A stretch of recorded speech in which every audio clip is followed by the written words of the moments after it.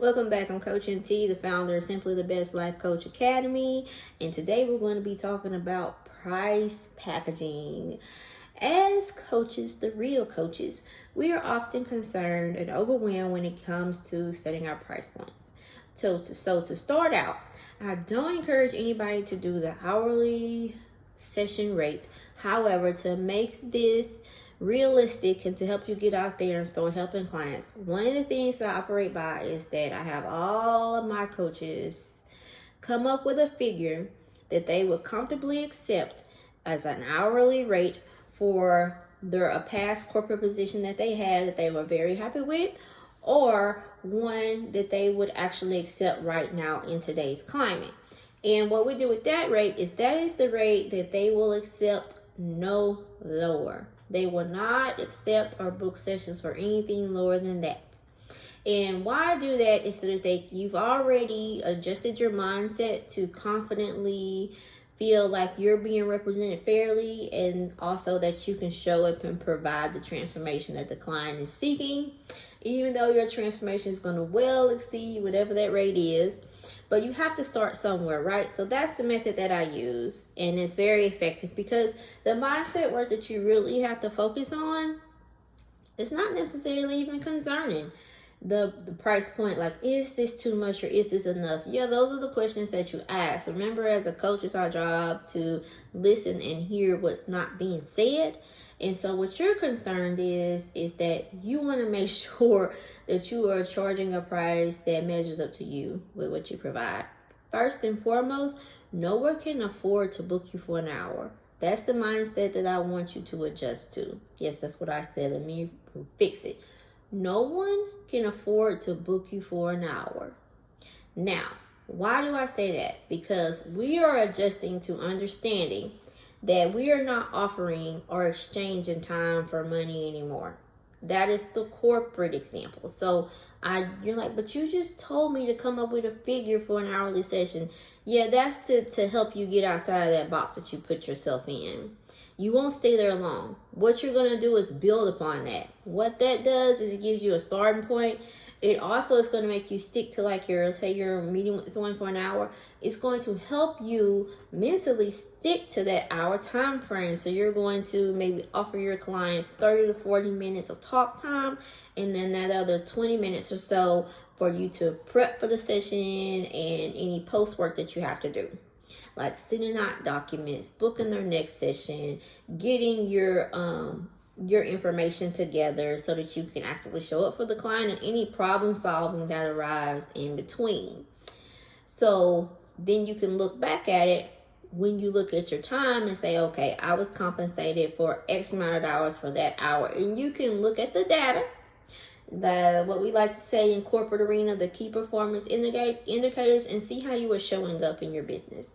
As far as, like, when we were in corporate, we would look at our check and make sure that, like, how we felt resonated with what our check looked like. I'm a former nurse, so yeah, if I felt exhausted or whatever, then I expect my check to heavily reflect that. I am by no means encouraging or endorsing anybody to work themselves to death and then feel like it's okay because they have a big check. That's not what we do. But I'm telling you what I did in the past. Now, as I grew and became more confident and rounded through coaching and life experience, and had a better idea of what I wanted, then that changed.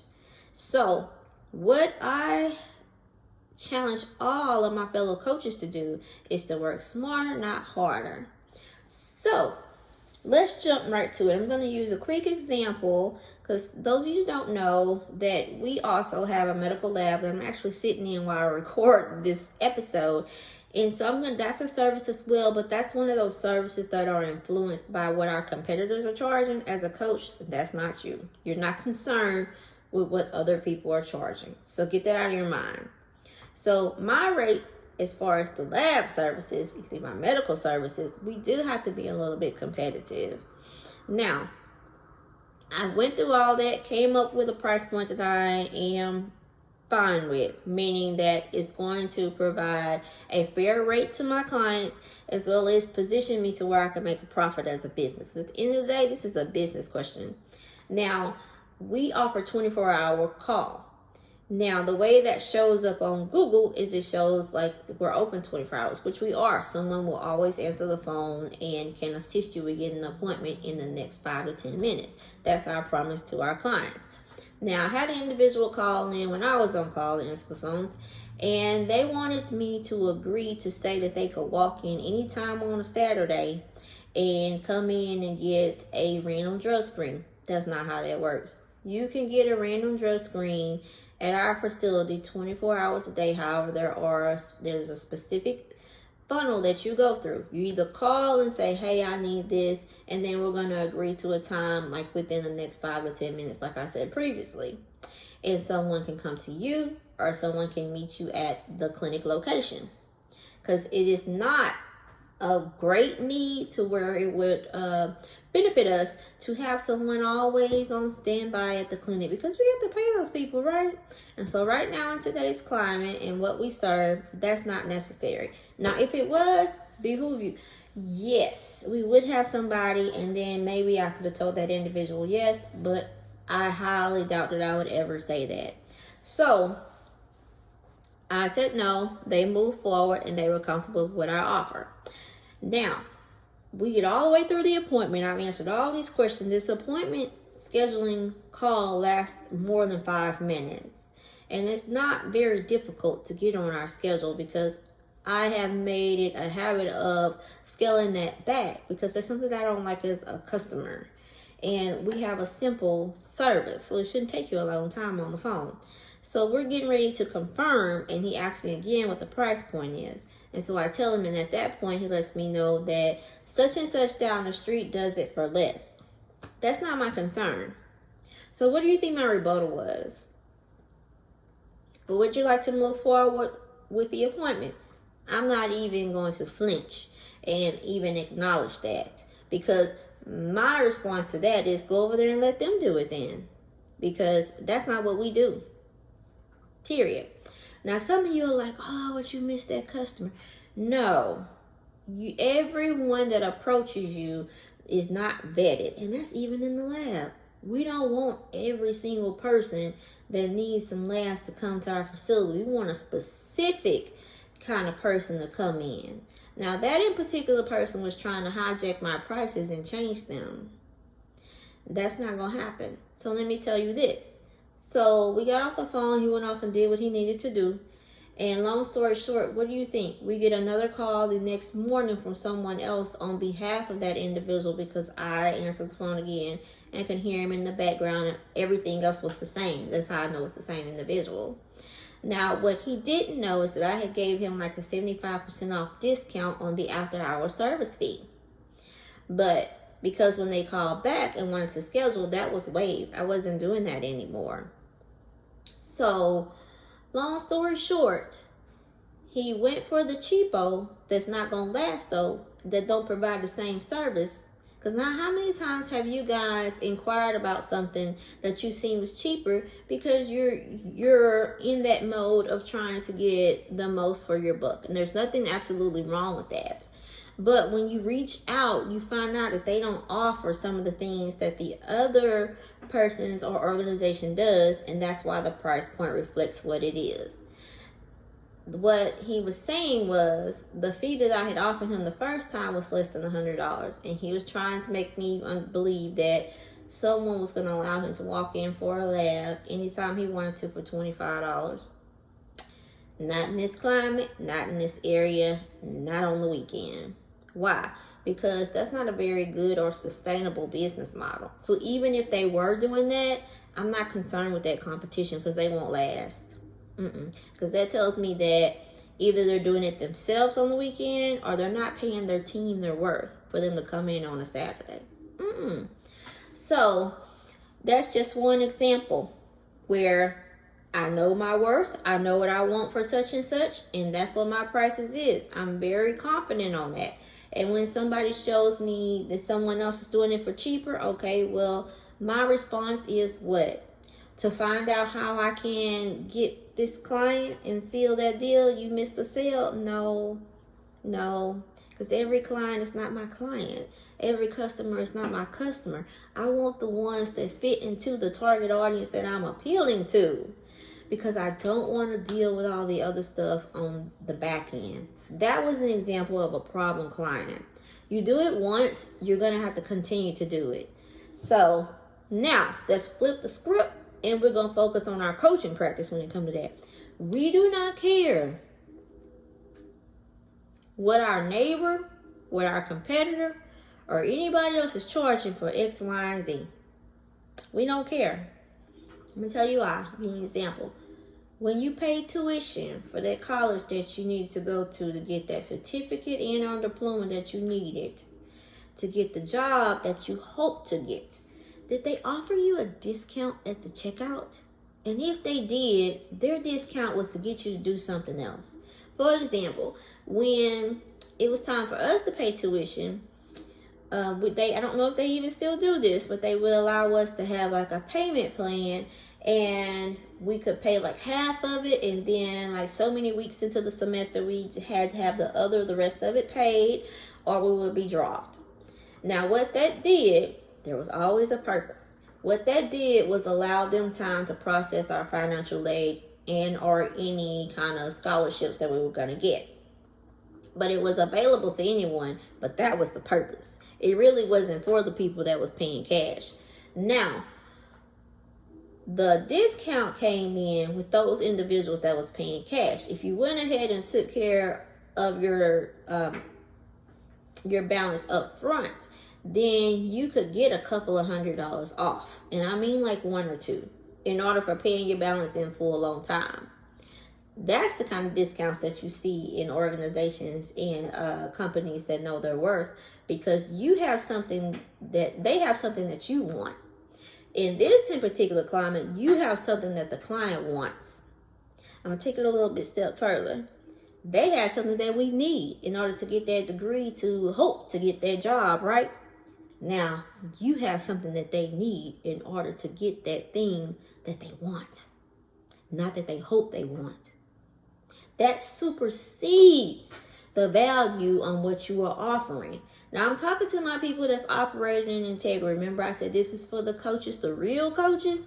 Now, those of you that are cheapo, you're not concerned with longevity.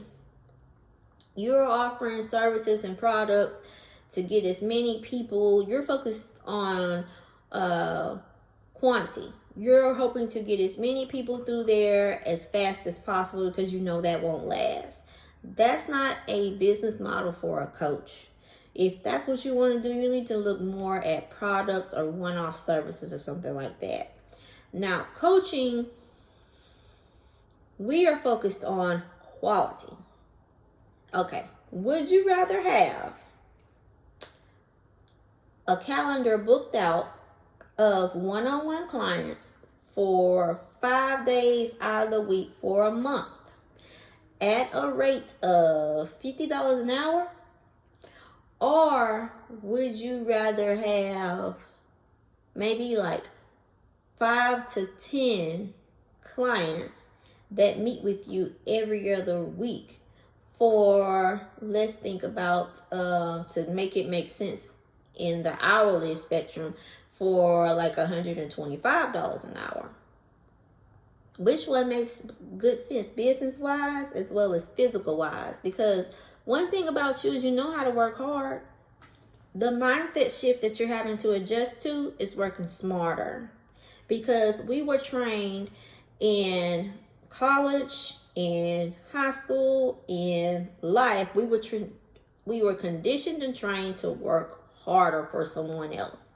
So when you get those easy days and you're actually doing the thing that you love to do, it feels wrong to you because it's new. I want you to embrace that space and enjoy it.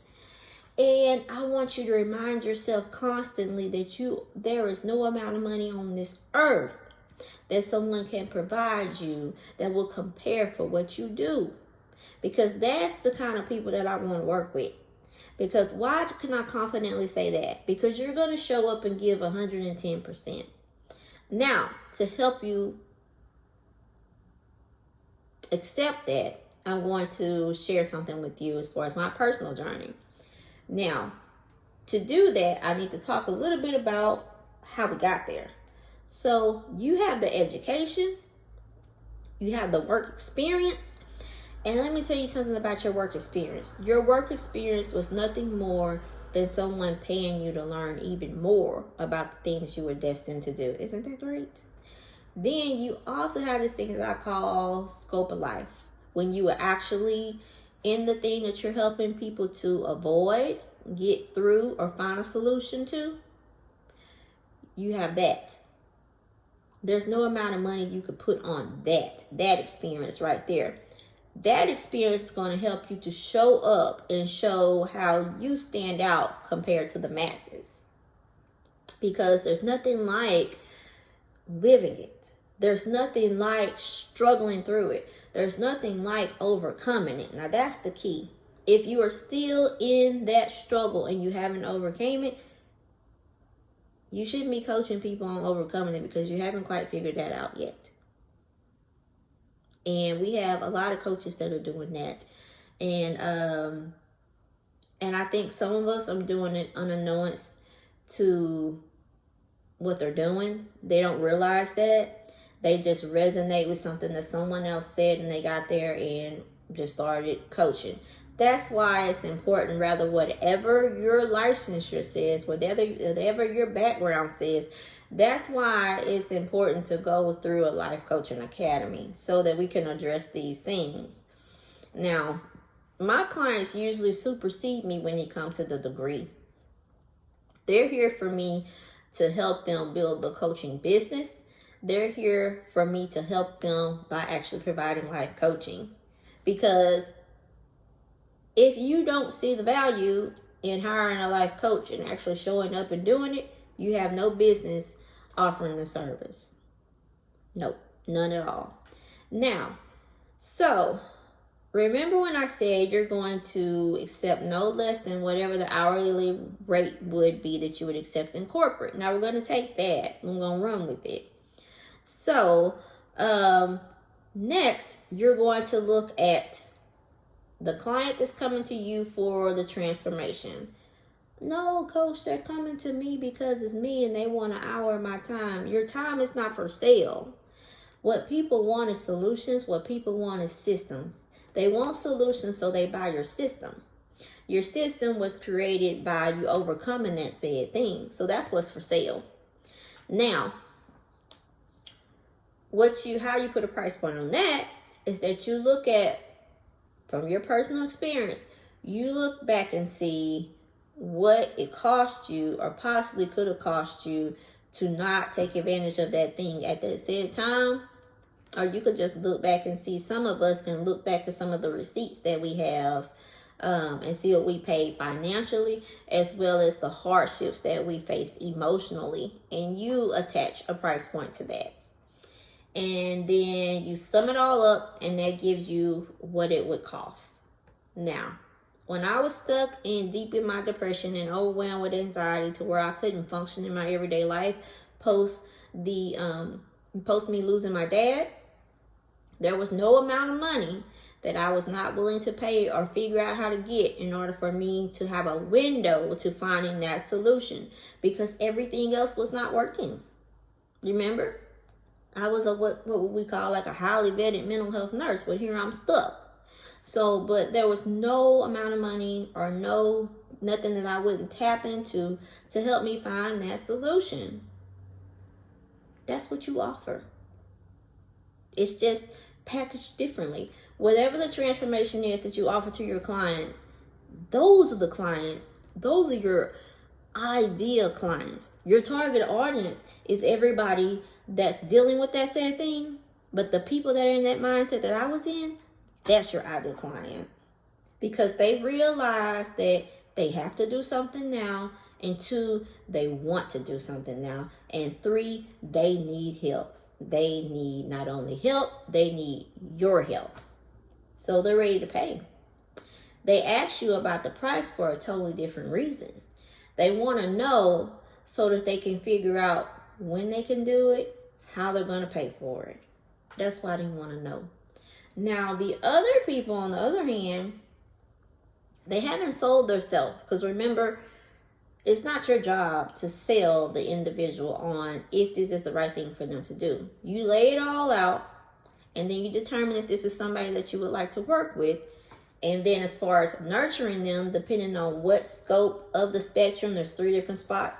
Depending on what scope of the spectrum they're on, you're going to nurture them to get them closer to the sale. Because everybody's not ready when you talk to them. But that doesn't mean that they're not your ideal client. They're just in a different spot. So they haven't sold themselves.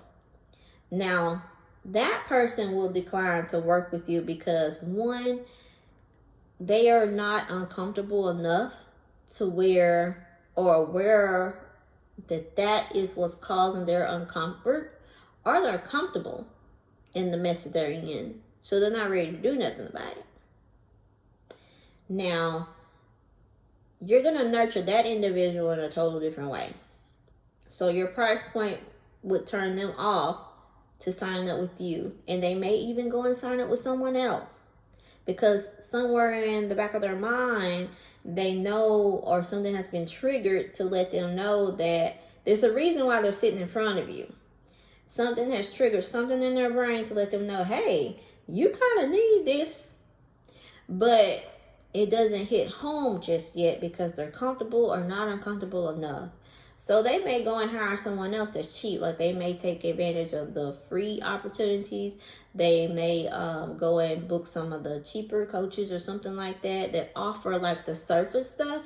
And guess what? There's nothing absolutely wrong with those coaches offering the surface stuff. Nor is there anything wrong with them going out there and exploring. Why? That is going to do nothing more than to benefit you.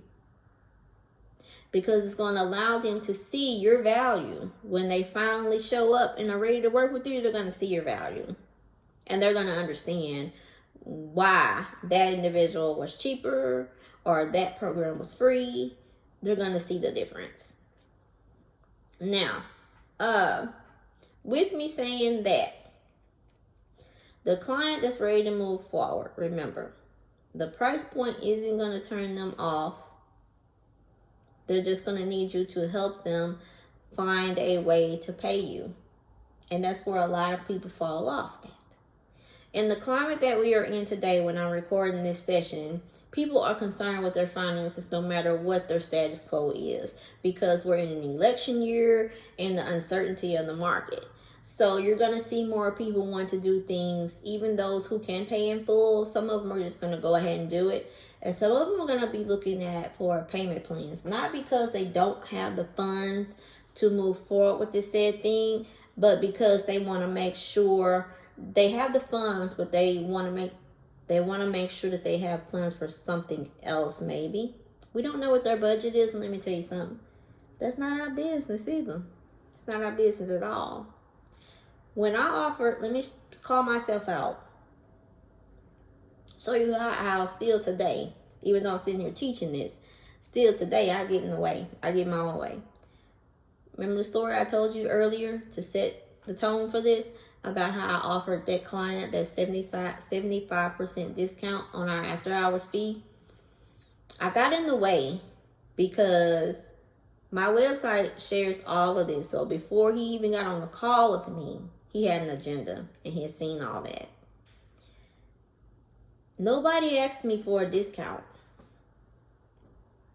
75% of women, I don't even know what the percentage is of black women, but 75% of women-owned businesses, when we get ready to quote our prices to someone, we discount it a little bit.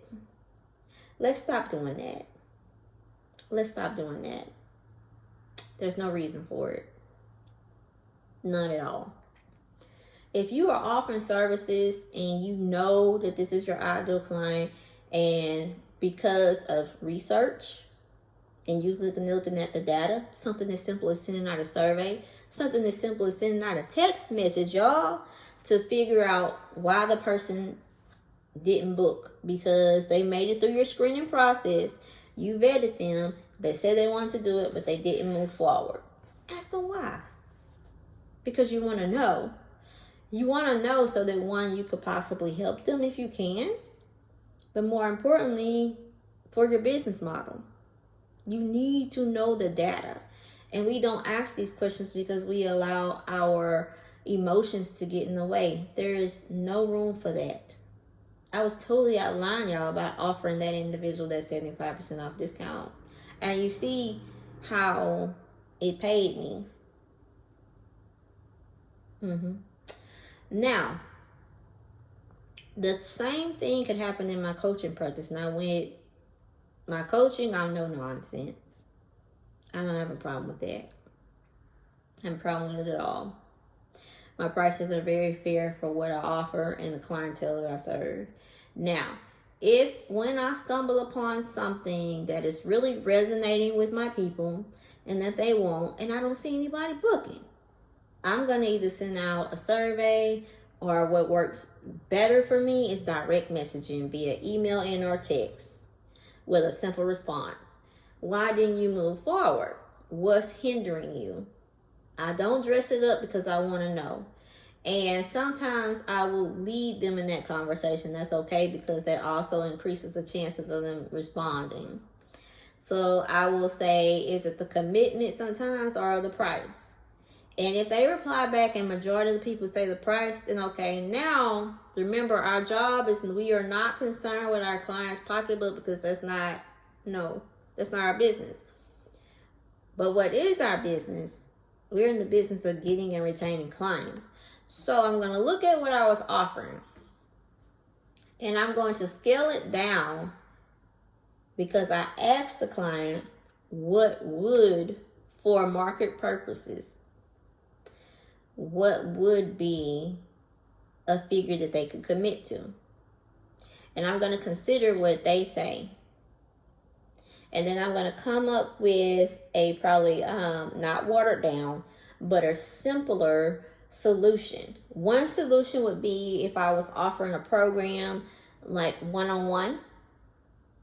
And then so if it's one-on-one, it's going to be high ticket. But I'm offering a one-on-one program, and I didn't get a lot of bites on that. Some solutions I could use would be to convert it to a group program,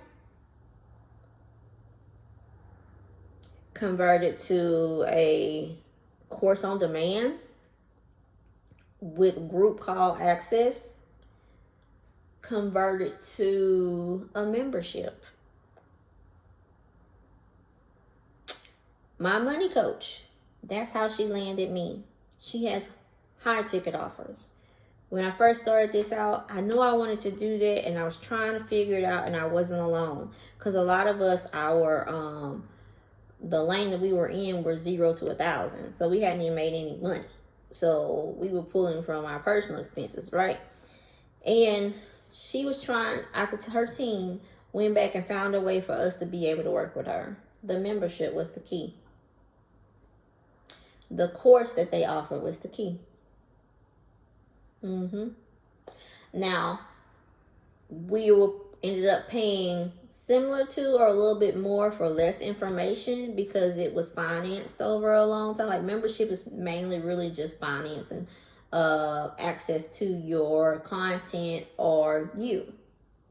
And we can talk about how to make a membership fit your life coaching practice. Is something that, if that sounds like something you'd be interested in doing, that would be very beneficial for the mid-class. That is something that I think I would actually purchase. Yep. And like a rolling membership to have access to something. And that something could look like one session a month, as well as content. So if I have a life coaching membership, it would include in-depth content like what you're engaged in today, and then maybe have like some course modules that's going to help you to go and roll this out and do the work behind the scenes, instead of us meeting one-on-one and rolling this out, and then maybe following up with a group session at a pre-appointed time that is recorded for you to ask the questions that's going to come up when you do the work behind the scenes. You can do the same thing in the life coaching model, especially if you, this is why it behooves us to niche down. So this is example, if you know nobody can navigate anxiety like you, why you don't have an anxiety group?